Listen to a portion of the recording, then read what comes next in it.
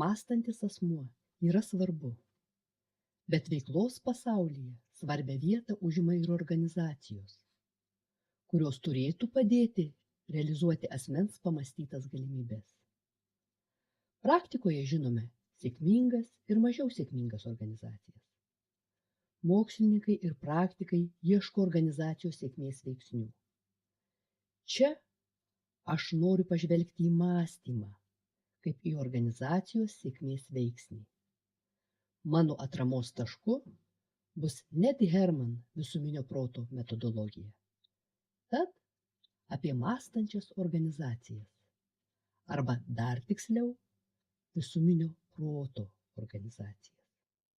Organizacijas aš linkusi vaizduoti tipiniu namu ir organizacinės struktūros fragmentu.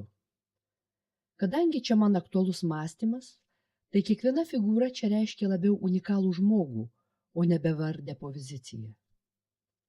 Žmonės mąsto ir veikia skirtingai, todėl ir figūros yra skirtingos. Organizacijoje mes pirmiausia matome veikiančius ir tarpusavyje sąveikaujančius žmonės. Pradžioje aš noriu pažvelgti į esminį mąstančios organizacijos elementą – darbuotoją. Tad man kyla klausimas, ar kiekvienas organizacijos narys pilnai išnaudoja savo mąstymo potenciją? Pažvelkime į vieną šios organizacijos darbuotojų. Štai darbuotojas, o štai ir jo mąstymo, komunikacijos ir veiklos stilių lemiantis mąstymo profilis. Šis darbuotojas geriausiai atsiskleidžia konkrečiame darbe, konkrečioje darbinėje aplinkoje. Pažvelkime į jo darbo vietą. Kurgi jis čia pasimetė? Ogi čia. Kokio mąstymo iš jo reikalauja užimama pozicija, atliekamos užduotys ir darbinė aplinka? Panašu, kad tokio. Taip mes galime pažvelgti į bet kurio darbuotojo mąstymo ir jo darbo veiklos reikalavimų atitiktį. O svarbiausia, tai imtis veiksmų tam, kad kiekvienas darbuotojas galėtų pilniau panaudoti savo vidines potencijas. Nemažiau svarbus veiksnys yra darbuotojo mąstymo skirtumų priėmimas organizacijos kultūroje. O kas, jei toks mąstytojas yra tik vienintelis? Ar jis turi šansų autentiškai išreikšti save? Ar jis turi galimybių įnešti savo unikalų indėlį į bendrą organizacijos veiklą? Grįžkime į organizaciją ir iš arčiau pažvelkime į darbuotoją, kuris užima išskirtinę lyderio poziciją. Daugiametė Herman metodologijos taikymo patirtis rodo, kad dauguma organizacijų savo mąstymo reviziją pradeda nuo galvos. Lyderio mąstymas nulemia jo lyderystės stilių. Gal jis yra idealus proceso vadybininkas, savo rankose laikantis visą sudėtingą organizacijos mechanizmą? O gal jis įžvalgus, į ateitį orientuotas strategas? O gal jis konkrečios situacijos privalumus optimaliai išnaudojantis taktikas? O gal šis lyderis yra organizacijos kaitos agentas, įnešantis į organizaciją naujas idėjas? O gal jis yra idealus administratorius, užtikrinantis nepriekaištingą organizacijos funkcionavimą ar užduotos politikos realizavimą? O gal jis yra įkvėpimo šaltinis, uždegantis organizacijos narius naujiems žygiams? Gal jis yra idealus organizacijos socialinio kapitalo kūrėjas, gebantis užmegzti plačius ir tvirtus socialinius saitus? O gal jis yra patikimas finansų analitikas, viską tiksliai pamatuojantis ir paskaičiuojantis? O gal jis yra jūsų nuolankus tarnas, pagalbininkas, laiku ištiesintis ranką ir palengvinantis kiekvienam jo sunkų darbą? Kiekvienas lyderis savo mąstymu ir veikla gali būti unikalus. Lyderystė organizacijoje gali būti sutelkta vienoje ar išdalinta keliose galvose. Tik labai svarbu, ar jie atliepia organizacijai keliamus uždavinius ir organizacijos narių lūkesčius. Lyderis yra svarbu, bet dar ne viskas. Pažvelkime organizaciją, kaip jie atrodytų be rodiklių. tai tik pavienių individų grupė. Tai, kas juos daro organizacija, yra ryšiai, santykiai, komunikacija. Pažvelkime iš arčiau į vieną iš rodiklių, jungiančių du organizacijos narius. Ar efektyvi šių darbuotojų komunikacija? Ar jie vienas kitą išklauso ir išgirsta? Ar jie vertina vienas kito mąstymo unikalumą, ar tik toleruoja kitokį kolegos mąstymą? Ar jie supranta, kokį unikalų indėlį į bendrą darbą gali įnešti kolega?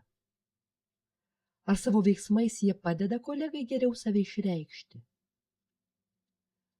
Organizacijai labai svarbu, kaip efektyviai šie du kolegos bendroje veikloje išnaudoja savo mąstymo panašumus ir skirtumus. Dviejų protų ryšys yra pamatinis bendro organizacijos proto elementas. Ryšiai tarp dviejų darbuotojų susimezga į sudėtingus ryšių tinklus. Šiuose tinkluose galima išskirti komandas. Iš komandų veiklos pasaulyje tikimasi sutelktumo, efektyvaus veikimo ir aukštų rezultatų. Idealiu atveju komandos protas yra kažkas daugiau nei jos narių protų suma. Visuomet mums rūpi, ar kiekvienas komandos narys randa savo vietą ir įneša savo indėlį. Kiek laiko ir kūrybinės energijos komanda išeikvoja dėl santykių problemų ar elementaraus nesusišnekėjimo. Ar komandos protas užtikrina proto visumą? O kas, jei proto visuma komandoje nėra užtikrinama? Jei komanda išsiskiria 1/4 ar tik pusė? Visuomet reikia paklausti, ar komandos protas atitinka komandai keliamus reikalavimus. Ne bėda, jei jis prasilenkia. Visada galima rasti būdų, kaip tuos apribojimus peržengti.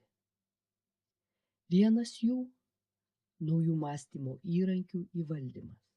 Individų ir komandų mąstymas yra tik statybiniai blokeliai mąstančios organizacijos statybose. Ar tai liks išsibarsčiusią krūvą? Ar taps aiškia forma ir funkcija turinčių darinių? Tai priklausys nuo organizacinės kultūros, o dar konkrečiau mąstymo kultūros. Profesinėje veikloje man teko pažinti daug skirtingų organizacijų. Ir tokių, kur organizacijos narių mąstymas ir veikla nudažomi reikalinga spalva. Ir tokių, kuriuose pripažįstamas darbuotojų unikalumas ir kiekvienam bandoma kurti unikali saviraiškos erdvė. Ir jūs tikriausiai susidūrėte su organizacijomis, kuriuose nesvarbus asmens mąstymas. O organizacijos nariai sudėstomi į trivialią hierarchinę struktūrą. Bet tikėtina, kad susidūrėte ir su tokiomis, kurios atmeta bet kokią hierarchiją ir bando kurti plokščią skirtingų individų organizacinę struktūrą. Gal ir jums teko stebėti, kai didesnėse organizacijose į subkultūrinės salas susiorganizuoja ar būna suorganizuotos panašaus mąstymo asmenų grupės.